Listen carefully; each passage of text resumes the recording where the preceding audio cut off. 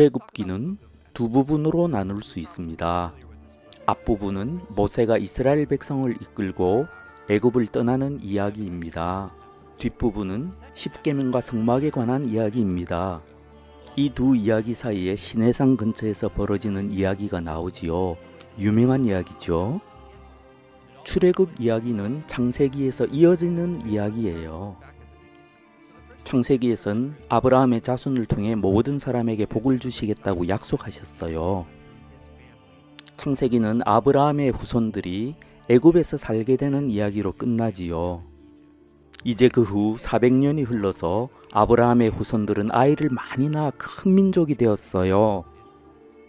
바로는 이스라엘 민족이 점점 더 커지는 것을 싫어하였어요. 그래서 바로는 어떻게 하지요? 이스라엘 백성을 노예로 만들어서 괴롭혔어요. 이스라엘의 아기들을 죽이라는 명령을 하기도 했어요.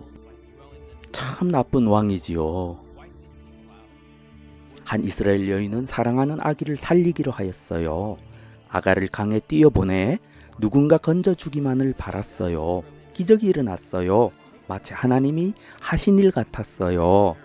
애굽의 공주가 이 귀여운 아가에게 반해서 자기의 아들로 삼았어요. 이 아이가 자라서 이스라엘 백성을 구한 모세가 되지요. 모세는 여러 어려운 일들이 많았지만 어른이 되었어요. 불이 붙었지만 타지 않는 나무 속에서 하나님이 모세를 부르셨어요. 하나님은 모세에게 이스라엘 백성을 구하라고 명령하셨어요. 모세는 바로에게 가서 이스라엘 백성을 해방하라는 하나님의 말씀을 전했어요. 바로는 모세를 비웃었어요. 사실은 하나님을 비웃은 거지요. 바로는 오히려 이스라엘 백성을 더 괴롭혔어요. 모세는 견딜 수 없어서 하나님께 하나님의 계획대로 안 된다고 말씀드렸어요. 하지만 하나님은 이스라엘 백성에게 하신 약속을 다시 말씀해 주셨어요. 바로의 종이 된 이스라엘 백성을 해방시키시겠다고 다시 한번 말씀하셨어요. 이것이 구원이에요. 하나님이 몸값을 치르고 종을 해방시키시는 것. 어떻게 하나님이 값을 치르고 이스라엘 백성을 구해내시지요? 먼저 하나님은 바로에게 10가지 재앙을 내리십니다. 물이 피로 변하고 온갖 벌레와 더러운 것을 보내셨어요. 바로는 견딜 수가 없었어요. 하지만 바로는 끝까지 하나님께 맞섰어요. 하나님은 마지막으로 가장 끔찍한 벌을 내리셨어요.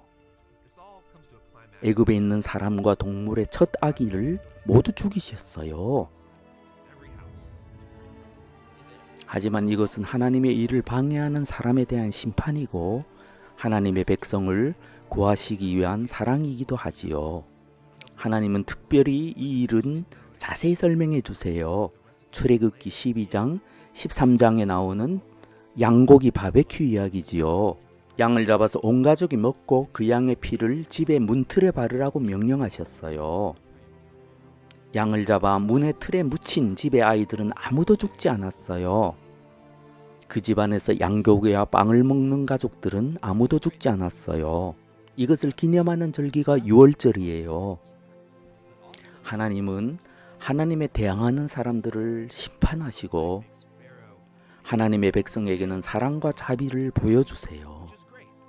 이제 바로는 하나님의 말씀대로 할 수밖에 없었어요. 하지만 이스라엘이 떠나고 나자 생각을 바꾸었어요. 성경은 하나님이 바로의 마음을 바꾸셨다고 말하고 있어요.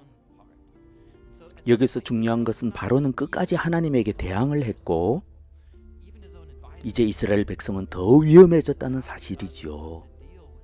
이제 이스라엘 백성은 어떻게 될까요? 하나님은 이스라엘 백성을 구원하시기 위해 더 큰 힘을 보여주셨어요.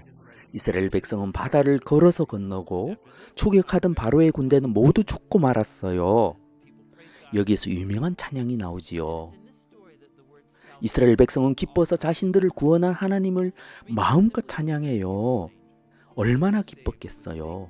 이렇게 출애굽기가 끝나면 좋을 텐데 이것이 끝이 아니지요. 이스라엘 백성 앞에는 더 어려운 일이 기다리고 있었어요. 그 이야기는 출애굽기 19장부터 계속됩니다. 안녕.